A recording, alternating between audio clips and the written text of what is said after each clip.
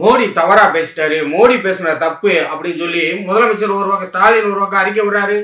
எடப்பாடி அவர் அறிவுரை சொல்றாரு, ப. சிதம்பரம் கொதிக்கிறாரு, வடநாடே பத்தி எரியுது அப்படின்னு பத்திரிகையில ஊரம் போட்டுக்கிட்டு இருக்காங்க.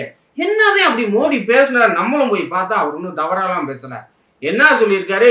காங்கிரஸ் மறுபடியும் ஆட்சிக்கு வந்துச்சுன்னா, வராது, வந்துச்சுன்னா இந்துக்களோட சொத்துக்கு பாரம்பரிய சொத்துக்கெல்லாம் வரி போடுவாங்க, சொத்துக்களை பிடிங்கி இஸ்லாமியர்கிட்ட கொடுத்துருவாங்க அப்படின்னு பேசியிருக்காருங்க. இதுல நாங்க கொதிக்க வேண்டியது இருக்கு. அப்படி ஒண்ணு தப்பா பேசுறிய, இது ஏன் அப்படி, எதுக்கு தப்பு இல்லைன்னு சொல்றீங்க கேக்குறீங்களா நீங்க? 2006 ஒரு பிரதமர் இருந்தார் தெரியுமா? பொம்மை பிரதமர், சிரிக்க மாட்டாரு, பேச மாட்டாரு, ரிமோட் ஆட்டினா மட்டும் தலையை மட்டும் ஆட்டுவாருன்னு ஒரு பிரதமர், டம்மி பிரதமர் இருந்தார்ல. அந்த டம்மி பிரதமர் மன்மோகன் சிங் என்ன சொல்லியிருக்காரு தெரியுமா?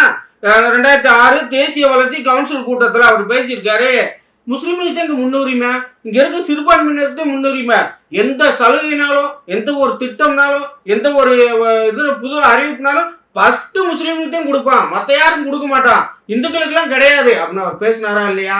அப்ப பிரச்சனையாச்சு. அப்ப திமுக முட்டு கொடுக்கத்தானே செஞ்சீங்க.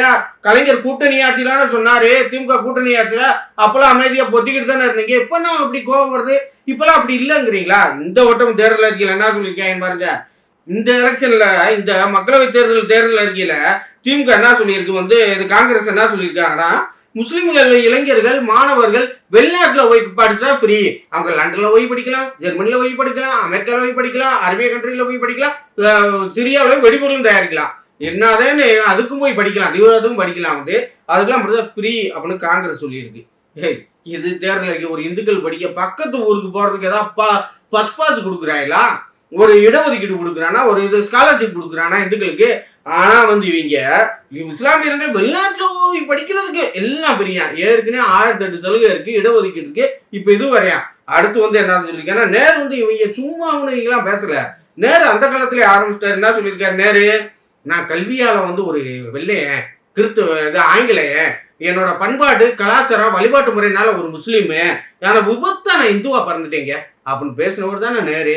அந்த வழியில ராகுல் காந்தி அப்படித்தானே பேசுவாப்ல. இதத்தே ராகுல் காந்தியை நான் சொல்லலைங்க. இப்ப நான் சொல்ல போற மேட்ரு நான் சொல்லல.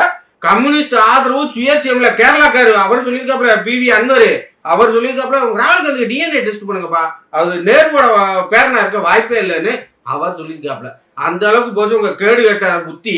ஆனா இவங்க எப்படிலாம் விட்டு கொடுக்குறாங்க. ஏங்க நீங்க மோடி சொன்னதாங்க என்னன்னா, இங்க இருக்க இங்க பறையர், வன்னியர், தேவர், செட்டியார் எல்லாம் எல்லா ஜாதி இருக்காங்களே, இதே மாதிரி வடநாட்டிலையும் ஜாதி இருக்காங்க. இவங்களோட சொத்தெல்லாம் மதமாற்றத்தின் பயமா நடந்துகிட்டு இருக்கு, சொத்தை பிடிங்க அவங்களுக்கு கொடுத்துருவாங்க அப்படின்னு சொல்றாங்க. இது உண்மைதான். ஏன்னா இப்ப பங்களாதேஷ்காரே உள்ள வந்துகிட்டு இருக்கான், அவங்க வரக்கூடாது, அவங்களுக்கு CAA சட்டம் நம்ம கொண்டு வந்தோம், அதுக்கு எதிர்க்கிறது யாரு? காங்கிரஸ். பங்களாதேஷ் முஸ்லிம்களுக்கு இடம் கொடுப்ப, வீடு கொடுப்ப, சாப்பாடு போடுவ, இதெல்லாம் யார் வேசல கொடுப்ப? இந்துக்கள் வேசலான்னு கொடுப்ப. அதத்தான் மோடி சொன்னாரு. உடனே என்னென்ன உருட்டுறாங்க. இது மட்டும் இல்ல, இப்போ பரம்பரை சொத்து எல்லாத்தையுமே வரி போட போறாங்களா காங்கிரஸ். இதை சொல்லியிருக்காரு ஒரு மோடியே சொல்லியிருக்காரு. ஆனா இங்க இல்லைங்கிறாங்க, இதுன்றாங்க. இங்கே தமிழ்நாட்டிலுமே ஜவஹர்லாலும் திருமாவளவனும் சேர்ந்து முதலமைச்சர் சொன்னாங்கல்ல, பறையர் சமுதாயத்துக்கு அருந்ததி சமுதாயத்துக்கு தர இடஒதுக்கீட முஸ்லிமா மாறினவங்களுக்கும் கொடுக்கணும்னா அவர் என்ன மைத்துக்கு கொடுக்கணும்? அது தவறு தானே. ஒருத்தவனோட இடஒதுக்கீடு அப்பனா ஒரு முஸ்லிமா மாறி போயிடுவார், எல்லாம் முஸ்லிமா. அது எதுக்கு இடஒதுக்கீடுங்கிற? எதுக்கு இடஒதுக்கீடு?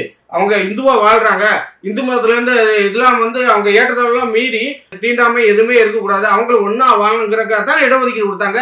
அது வேணாம், எனக்கு இந்த ஜாதியே வேணாம்னு போறதுக்கு என்ன நொட்டிக்கு இடஒதுக்கீடு கொடுக்கணும். அதை கொடுக்குறீங்களா? பரிசு கொடுக்குற அருந்ததி சமுதாயத்தையும் பறையர் சமுதாயத்தையும் குறவர் சமுதாயத்தையும் இடஒதுக்கீட பரிசு முஸ்லீம்களுக்கு கொடுக்கணும்னு சொல்றீங்களா? அப்பனா இதுக்கு பேர் என்னது? இதே காங்கிரஸ் திமுகவோட திட்டம். இந்துக்களோட எல்லா சலுகைகளும், இடஒதுக்கீடு, எல்லாத்தையும் வாய்ப்புகள் எல்லாத்தையும் தட்டி பறிச்சு இஸ்லாமியர்களுக்கு கிறிஸ்துவர்களுக்கு கொடுத்துட்டு இந்துக்களை நக்கிட்டு போங்கடா அப்படின்னு தெரிய வைக்கிறதுக்கு திமுக காங்கிரஸ் கூட்டணி செயல்படுது. நம்மதே வெளிப்போட இருக்கணும். பாத்துக்குங்க. தமிழை போற்றி.